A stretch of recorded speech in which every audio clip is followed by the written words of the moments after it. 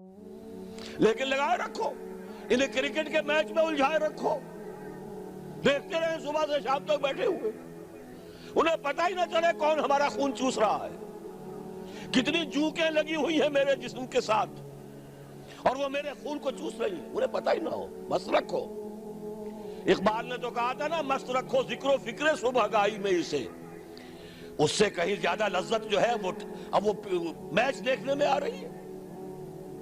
لگاؤ ان کو، طرح طرح کے نام سے جو ہے جوئے کے اندر لگاؤ۔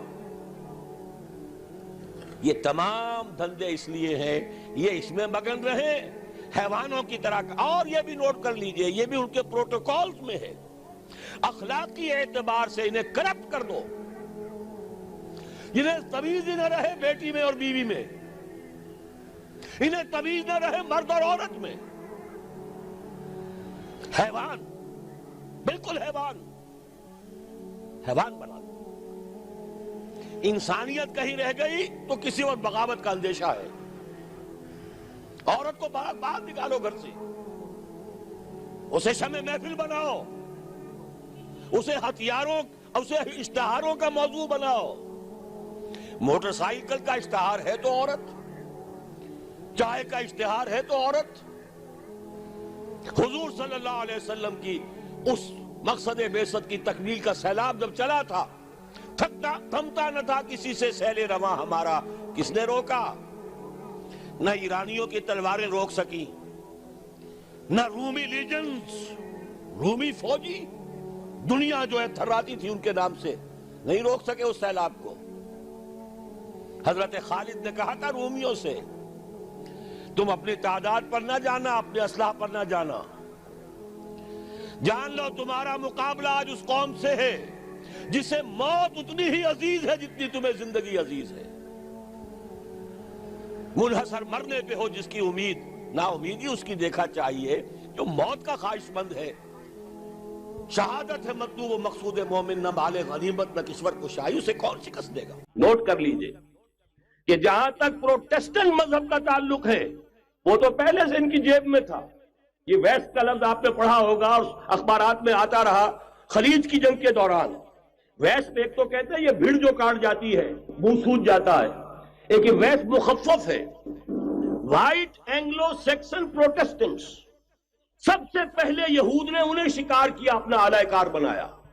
یہی وجہ ہے آپ کو معلوم ہے 1917 میں انگریزوں کے ذریعے سے انہیں یہ اجازت ملی کہ فلسطین میں زمینیں بھی خرید سکتے ہیں، جائیدادیں بھی خرید سکتے ہیں۔ بالفور ڈیکلریشن، انگلستان کا وزیر خارجہ تھا جس نے کہ یہ اجازت دلوائی ہے، ورنہ یہ کہ خلافت عثمانیہ جب تک قائم رہی ہے، خلیفہ عثمانی ترک خلیفہ نے اجازت نہیں دی، اس لیے کہ حضرت عمر رضی اللہ تعالیٰ عنہ نے، یہ بھی اب تاریخ کی ایک حقیقت بیان کر رہا ہوں جو شاید بہت سے حضرات کے علم میں نہ ہو، کہ جب یروشلم کے عیسائیوں نے سرنڈر کیا ہے یروشلم، حضرت عمر آئے ہیں، تشریف لائے ہیں مدینہ منورہ سے چارج لینے کے لیے، اس وقت جو ٹریٹی لکھی گئی ہے، جو معاہدہ ہوا ہے، اس میں وہاں کے یہودیوں، یہاں کے عیسائیوں نے طے کرایا تھا کہ یہاں آپ یہودیوں کو آباد ہونے کی اجازت نہیں دیں گے۔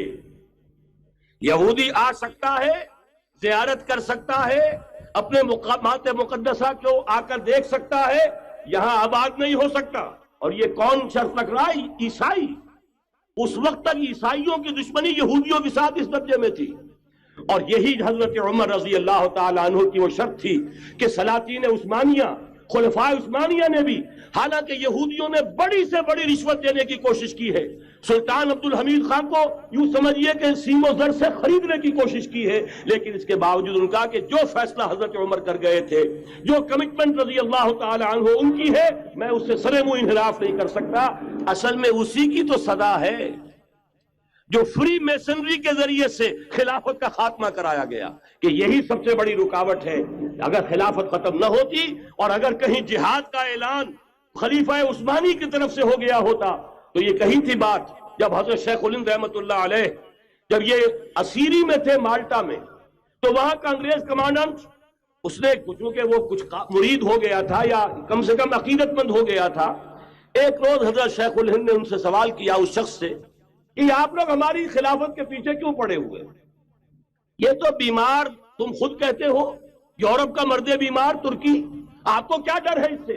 آپ کیوں اس بیچاری خلافت کے در پہ ہیں؟ اس شخص نے جواب دیا تھا، مولانا اتنے بھول پن کے ساتھ بات نہ کیجئے، ہم بھی جانتے ہیں آپ بھی جانتے ہیں، اگر کہیں خلافت عثمانیہ کی طرف سے جہاد کا اعلان ہو گیا تو پورے عالم اسلام سے لاکھوں مسلمان اپنے سروں سے کفن باندھ کر نکل آئیں گے۔ آج اس گئے گزرے دور میں بھی اس کمزور اور یوں سمجھیے کہ نام نہاد خلافت کے اندر اتنی جان ہے، اتنی طاقت ہے، لہذا اس کو ختم کیا گیا، اور ختم کرایا گیا کن کے ذریعے سے؟ وہ جو مسلمان کہلاتے ہیں تھے فری میسن، مصطفیٰ کمال پاشا فری میسن، اور اس کے ذریعے سے انہوں نے سارے کام جو کروائے وہ در حقیقت اپنے سازشوں کے ذریعے سے اور مسلمانوں کو استعمال کر کے کروائے۔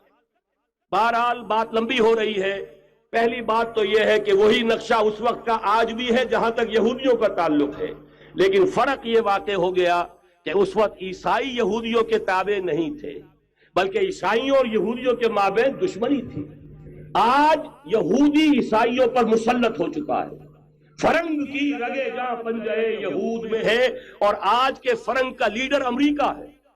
امریکہ کا صدر یوں سمجھیے کہ وہ ان یہودیوں کا غلام ہے، مجال نہیں کہ ان کی مرضی سے ادھر سے ادھر ہو جائے، اور اگر کوئی غلطی سے ادھر سے ادھر ہو جائے تو اس کا پتہ چاک ہو جائے گا۔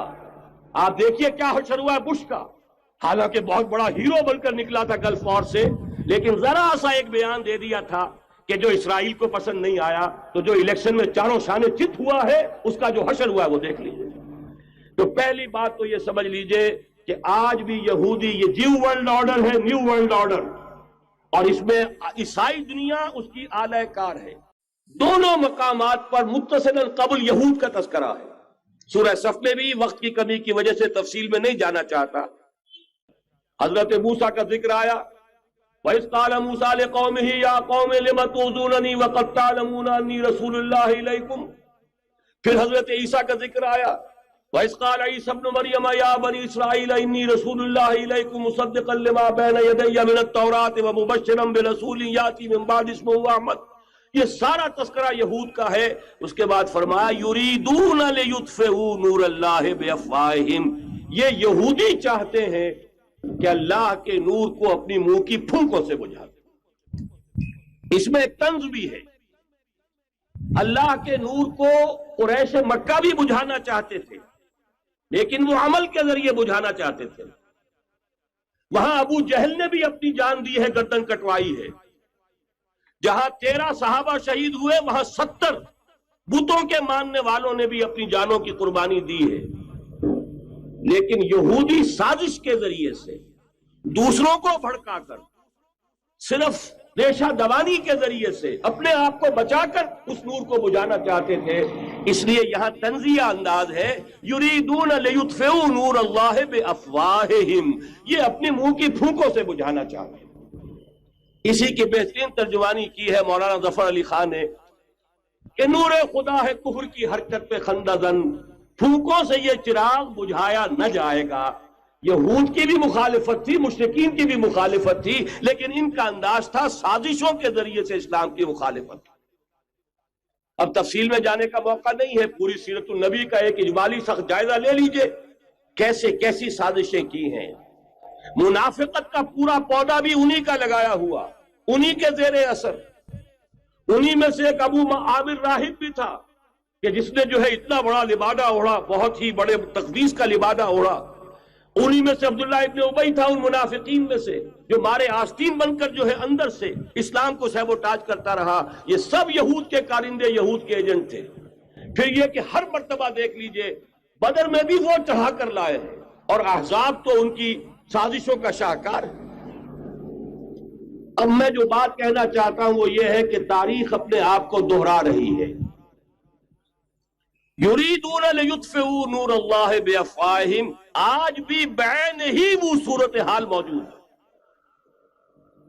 آج بھی نیو ورلڈ آرڈر، جیو ورلڈ آرڈر، در حقیقت یہود کی ریشہ دوانی، در حقیقت زائنسٹ موومنٹ تقریباً 100 برس پہلے جو شروع ہوئی، اس سے بھی 125 برس پہلے آرڈر آف دی ایلومیناٹی، وہ آرڈر آف دی الومیناٹی 1776 میں قائم کیا گیا تھا، یہودیوں کی سازش، وہ آج تک چل رہی ہے۔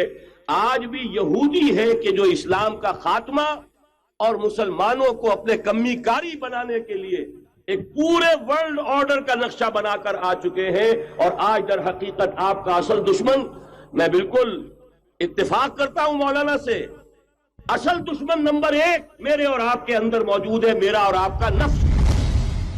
اصل دشمن یہ ہے، نفس سے با ہم کم طرف فرعون نیست لیکن اورا اون ایرا اون نیست۔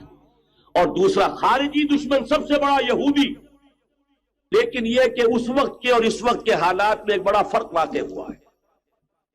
مجھے اقبال کے وہ شعر یاد آ رہے ہیں، دنیا کو ہے پھر مارکہ روح و بدن پیش، تہذیب نے پھر اپنے درندوں کو ابھارا، اللہ کو پامر دیے مومن پہ بھروسہ، ابلیس کو یورپ کی مشینوں کا سہارا۔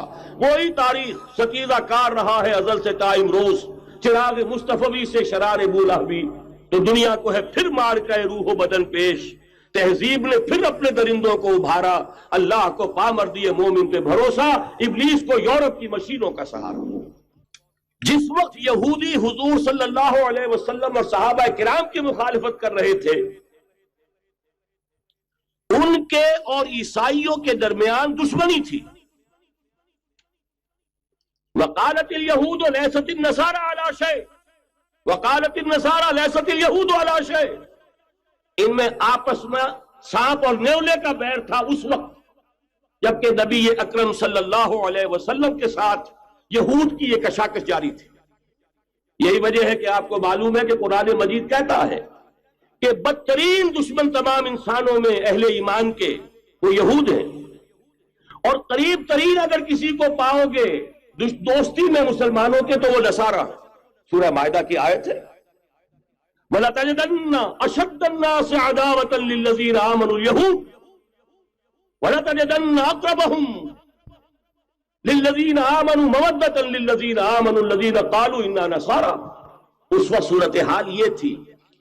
آج زمین و آسمان کا فرق واقع ہو چکا ہے، آج یہودی عیسائی پر مسلط ہو چکا، یہودیوں نے پورا عالم عیسائیت فتح کر لیا، آج پورا عالم عیسائیت یہودیت کا اعلی کار بن چکا ہے۔ چنانچہ پہلے تو ایک ہی بات تھی، یہ تو تقریباً 300-400 سال قبل ہو چکا، کہ west white Anglo Saxon Protestants یہ تو اعلی کار بن گئے تھے آج سے صدیوں پہلے، انہی کے ذریعے سے یورپ کے اندر انہوں نے سود کی اجازت حاصل کی، انہی کے ذریعے سے یہ ساری فحاشی اور یہ ساری اریانی کا جو بازار گرم کیا، یہ در حقیقت آزاد خیالی، لبرلزم، حریت فکر، حریت عمل، میں آزاد ہوں، میں ننگا جانا چاہتا ہوں بازار میں، آپ کون ہوتے روکنے والے؟ آپ اپنی آنکھیں بند کر لیں، ہم آزاد ہیں، ہم دو مرد ہیں، شادی کرنا چاہتے ہیں، شوہر اور بیوی کی حیثیت سے رہنا چاہتے ہیں، آپ کون اعتراض کرنے والے؟ یہ سارا یہود کی سازش۔ اور آپ کو معلوم ہونا چاہیے جب تک پوپ کا کنٹرول تھا یورپ پر، یعنی ابھی کیتھولک جو عیسائیت ہے وہ غالب تھی، اس وقت تک پورے یورپ میں سود حرام تھا، کہیں انٹرسٹ کا کاروبار نہیں ہو سکتا تھا۔ یہ پروٹیسٹنٹس کے ذریعے سے اس کی اجازت حاصل کی، نتیجہ یہ نکلا، علامہ اقبال شاعر مشرق اس صدی کے آغاز میں گیا تھا یورپ، اور وہاں جا کر اس نے دیکھ لیا تھا فرنگ کی رگے جاں پنجے یہود میں۔ معاشی اعتبار سے یہودیوں نے پورے یورپ کے اوپر اپنا تسلط قائم کر لیا تھا، اور یہ یہودی کون تھے؟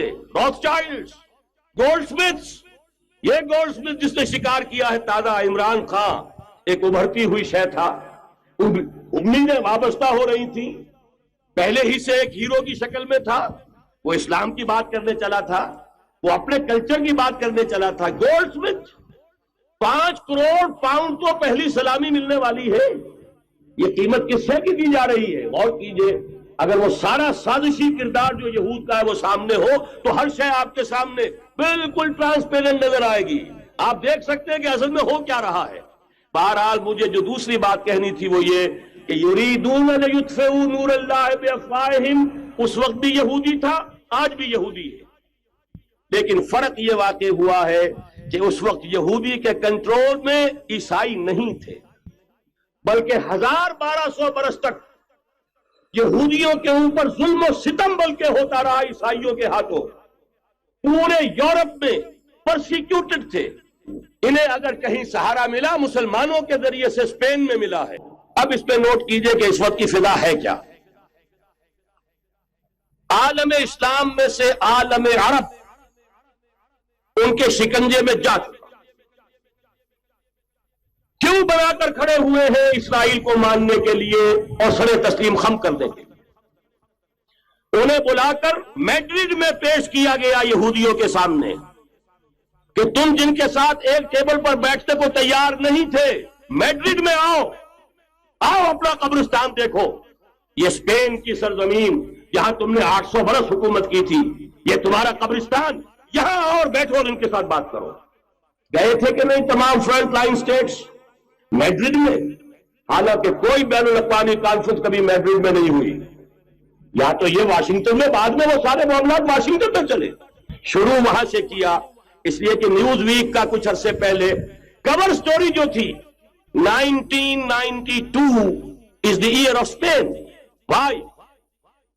1592 was the year of the fall of Granada. 1492 میں 1492 میں غرناطہ کا سقوط ہوا اور پورے آئیبیرین پیننسولا سے ایک ایک مسلمان بچہ نکال کر ختم کر دیا گیا، یا زندہ جلا دیے گئے، یا تہے تیز کر دیے گئے، یا جہازوں میں بھر بھر کر. اور آپ کو معلوم ہے میڈیٹرینین کی حیثیت کیا ہے؟ خلیج ہے، ایک معمولی سی خلیج. ادھر سے اسپین کا ساحل قریب آ جاتا ہے، اسپین کے ساحل سے جہازوں میں بھرا اور نارتھ افریقہ کے ساحل کے اوپر پھینک کر آ گئے. پورے ہسپانیہ میں جہاں 800 برس مسلمان کی حکومت رہی، ایک بچہ بھی مسلمان نام کا موجود نہ رہا. یہ تھا 1492 اور اب آیا تھا 1992. 1992 is the year of Spain. اسی لیے ورلڈ اولمپکس رکھے گئے، وہاں دلہن کی طرح سجایا گیا ہسپانیہ کو اور بلایا گیا، طلب کیا گیا، سمن کیا گیا تمام دول عرب کو، آؤ یہاں بیٹھو اور یہاں بیٹھ کر اپنے ان یہودی دشمنوں کے ساتھ مصالحت کی بات شروع کرو. بہرحال نوٹ کر لیجئے، عالم عرب جا چکا. کوئی دن کی بات ہے، میں سنسنی پیدا نہیں کرنا چاہتا، لیکن حالات اور واقعات سے نگاہیں بند کرنا بھی کوئی دانش مندی کی بات نہیں. یہ ایودھیا کی مسجد شہید کی گئی. ابھی یہ ایک بہت بڑا مزار جو ہے شہید کیا گیا، اس کے ساتھ کئی مسجدیں شہید کی گئی. یہ سب کیا ہے؟ یہ مسلمانوں کی نفس دیکھی جا رہی ہے کہ کوئی غیرت اور حمیت نام کی کوئی شے باقی ہے. جیسے علامہ اقبال نے وہ نظم لکھی تھی، عبد القادر روہیلا بڑا ظالم جفاجو کینہ پرور تھا، لیکن یہ کہ اس نے جو ایک ٹیسٹ لیا تھا کہ وہ جو عورتیں ہیں تیموری خاندان کی، ان میں کوئی رمق رہ گئی ہے؟ معلوم ہوا کہ نہیں، کہ غیرت نام تھا جس کا، گئی تیمور کے گھر سے، ختم، غیرت نکل گئی. اسی طرح ایودھیا کی مسجد، اب چرار شریف، اور یہ کوئی دن کی بات ہے کہ اب مسجد اقصی کا نمبر آیا کہ آیا. کوئی شخص یقین کے ساتھ نہیں کہہ سکتا کہ اب حالات کا کیا رخ ہوگا، اس لیے کہ ظاہر بات ہے قرآن مجید میں مستقبل کے بارے میں خود حضور سے کہلوایا گیا، وَإِنْ أَدْرِي أَقَرِيبٌ أَمْ بَعِيدٌ مَا تُوعَدُونَ.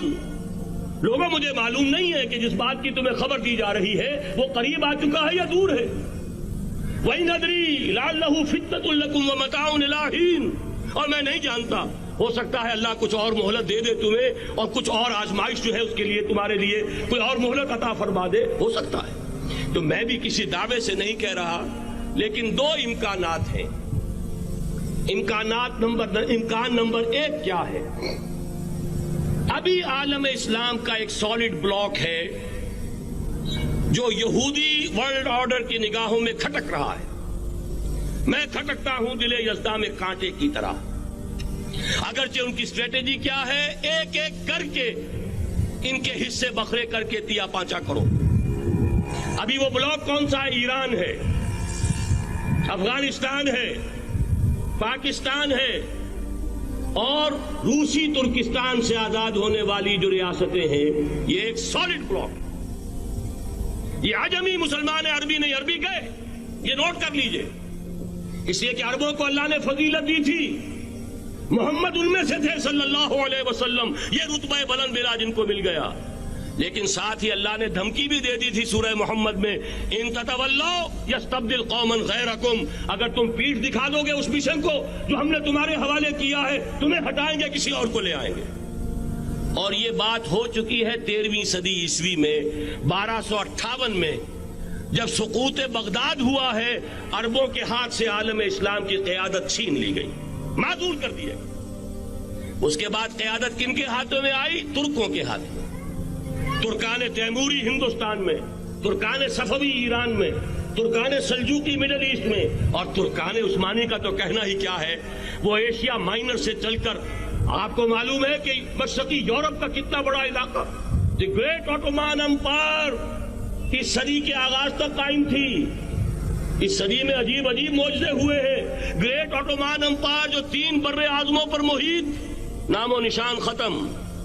The great U S S R, نام و نشان ختم۔ اب تو روس صاحب ایک ملک کی حیثیت سے رہ گئے۔ یہ اس صدی میں دو اور وقت نہیں ہے میں اور آپ کو کیا بتاؤں، اس صدی میں تو بڑے بڑے عجیب عجوبے ہوئے ہیں، بڑی بڑی 2 عظیم جنگیں ہو چکی ہیں، تیسری جو ہے سر پر کھڑی ہے، دور نہیں ہے، جس کو حدیث میں کہا گیا ہے الملحمۃ العظمی، تاریخ انسانی کی عظیم ترین جنگ، اور وہی صلیبی جنگ جس کا آغاز بوسنیا سے ہو چکا ہے۔ بہرحال اس وقت جو میں کہہ رہا تھا، ورنہ میرے پاس تو یعنی یہ کہ درد دل کہنے کے لیے وقت نہیں ہے، مجھے اپنی بات کو محدود کرنا پڑ رہا ہے، لیکن میں اب آ رہا ہوں اصل موضوع کی طرف، کہ ایک امکان تو یہ ہے کہ اس بلاک میں اسلام کا احیاء ہو، اور اس کے لیے کچھ نویدیں بھی موجود ہیں احادیث نبویہ میں۔ وہ تو آپ نے سنا ہوگا اقبال کا شعر، میرے عرب کو آئی ٹھنڈی ہوا جہاں سے، میرا وطن وہی ہے، میرا وطن وہی ہے۔ حدیث میں آتا ہے یخرج ناس من المشرق یؤتون للمہدی، یعنی سلطان ہی، مشرق سے فوجیں نکلیں گی کہ جو کہ مہدی کی حکومت قائم کریں گی، اور یہ ہوں گے حضرت فاطمہ کی نسل ہی سے رضی اللہ تعالی عنہا، لیکن عالم عرب کے اندر پھر ایک طاقت بن کر ابھریں گے، باطل کی قوتوں کے خلاف جہاد کریں گے، لیکن ان کو مدد آئے گی 2 طرف سے، ایک زمینی مدد آئے گی مشرق سے، ایک آسمانی مدد آئے گی، عیسیٰ ابن مریم کا نزول، حضرت مسیح علیہ الصلوۃ والسلام جو زندہ آسمان پر اٹھائے گئے تھے نازل ہوں گے، اور در حقیقت ان 2 مددوں کے نتیجے میں پھر یہود کا قلع قمع ہوگا، اور یہی گریٹر اسرائیل ان کا گریٹر گریو یارڈ بن کر رہے گا، عظیم تر قبرستان بن کر رہے گا۔ اس کی بڑی واضح حدیثیں موجود ہیں، اس کی بڑی تفصیلی خبریں موجود ہیں، یہ احادیث کی کتب کے اندر، بدقسمتی سے ہماری اس کی طرف توجہ نہیں ہے۔ ایک تو یہ ہو سکتا ہے، اسی طریقے سے ایک اور حدیث ہے، یخرج من خراسان رایات سود، اور یہ مسلم شریف کی روایت ہے، نوٹ کیجئے گا، نہیں ترمذی شریف کی روایت ہے، یخرج من خراسان رایات سود لا يردها شيء حتى تنصب بإيليا، اور خراسان حضور کے زمانے میں آج کے افغانستان کا نام تھا۔ جتنا خون یہاں پر خلوص کے ساتھ دیا گیا ہے اس کی مقدار بھی کم نہیں ہے، یہاں سے خیر برآمد ہوگا۔ اور دوسری بات اپنے بارے میں نوٹ کر لیجئے، یہ پاکستان، بچا کھچا Pakistan, what remains of Pakistan, یہ اصل میں ہے کیا؟ مولانا بہت خوبصورت انداز میں فرما رہے تھے، یہ 313 نہیں تھے، اسلام تھا۔ اسی طرح نوٹ کیجئے، پاکستان نہیں ہے، 4 صدیوں کی تجدیدی مساعی کا حاصل ہے۔ آپ نے کبھی نوٹ کیا، ختم نبوت کے بعد اب سب سے اونچا منصب کس کا ہے؟ مجددین۔ سنن ابی داؤد کی روایت، ان اللہ یبعث فی هذه الامہ علی راس کل 100 عام من یجدد لها دینها۔ اور نوٹ کیجئے، کوئی بات ہے 1000 برس تک سارے مجدد عالم عرب میں پیدا ہوئے، جیسے ہی دوسرا 1000 سال شروع ہوا، الف ثانی کا مجدد اعظم شیخ احمد سرہندی کہاں تھا؟ صنم خانہ ہند میں حاضر ہوا۔ میں شیخ مجدد کی لحد پر، وہ خاک کے ہے زیر فلک مطلع انوار، گردن نہ جھکی جس کی جہانگیر کے آگے، جس کے نفس قلم سے ہے گرمی اعراض، وہ پھر 12ویں صدی کا مجدد اعظم امام الہند شاہ ولی اللہ دہلوی، 13ویں صدی کا مجدد اعظم سید احمد بریلوی، اس کے خون کا امین اور اس کے ساتھ کے شہداء کے خون کا امین، ان کے جسموں کا امین آپ کا خطہ ہزارہ، آپ کا خطہ سوات، اس میں ان کی جانیں ہیں جو کی دی گئی ہیں. اور وہ نہایت میں آپ سے عرض کر دوں، دور صحابہ کے بعد اتنا خالص اسلامی جہاد پوری مسلمان تاریخ میں نہیں ملے گا جتنا وہ تحریک شہیدین کا. 14ویں صدی ہجری میں شیخ الہند جیسا مجاہد اعظم کہ انگریز نے گرفتار کر کے قید بھی کیا ہے، تو کہاں ہندوستان میں نہیں، کہاں جزیرہ سائرس، کیا نام تھا، مالٹا، جزیرہ مالٹا بحر روم میں. اقبال کے نفس سے ہے لالے کی آگ تیز، ایسے غزل سرا کو چمن سے نکال دو. کہیں ہندوستان کی کسی جیل میں ہوا تو شاید اس کے نفس کی گرمی ہی سے کوئی حرارت پیدا ہو جائے. اور اسی صدی میں 14ویں صدی ہجری میں اقبال جیسا مفکر، اسی 14ویں صدی ہجری میں مودودی جیسا مصنف، اسی 14ویں صدی ہجری میں مولانا الیاس جیسا مبلغ رحمہم اللہ، عظیم شخصیتیں آج پورے عالم اسلام میں آپ کو تبلیغی دوست ملیں گے. یہ کہاں سے شروع ہوئی تحریک؟ دہلی کی ایک چھوٹی سی مسجد سے. وہ مسجد بنگلے والی اب تو بڑی عالیشان ہو گئی ہے، جب وہاں شروع ہوا تھا کام بڑی چھوٹی سی مسجد. یہ سارے کام یہاں کیوں ہوئے؟ پورا عالم اسلام آزاد ہوا، کہیں نعرہ اسلام کا نہیں لگا، کہیں عرب قومیت پر، کہیں کسی اور عصبیت پر تحریکیں چلی ہیں. صرف تحریک پاکستان تھی کہ پاکستان کا مطلب کیا، لا الہ الا اللہ. کوئی سبب ہے کہ یہاں قرارداد مقاصد پاس ہوئی، حاکمیت اللہ کی ہے کہ اکبر نام لیتا ہے خدا کا اس زمانے میں. یہ سارا ماضی سامنے رکھیے اور حضور کی دی ہوئی پیشین گوئیوں کا مستقبل سامنے رکھیے. ان دونوں سے ثابت ہوتا ہے اس خطۂ ارضی سے کچھ ہونا ہے. مرشد دے عشق تصور وچ ایک ہور نظارہ ویکھ لیا، جدوں دل کیتا اکھ میٹ لئی،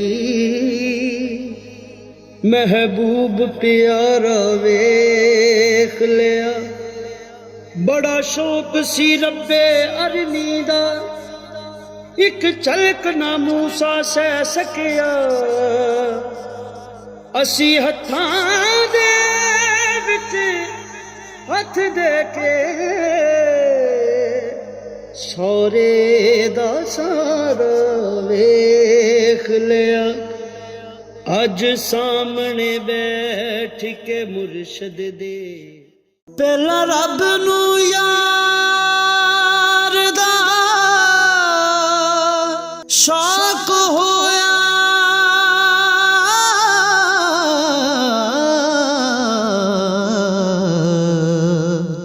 نبی پاک دا کرن جمال مائیں آیا وہی لے کے ہویا ترت حاضر، تے لیا یار نے یار نو پال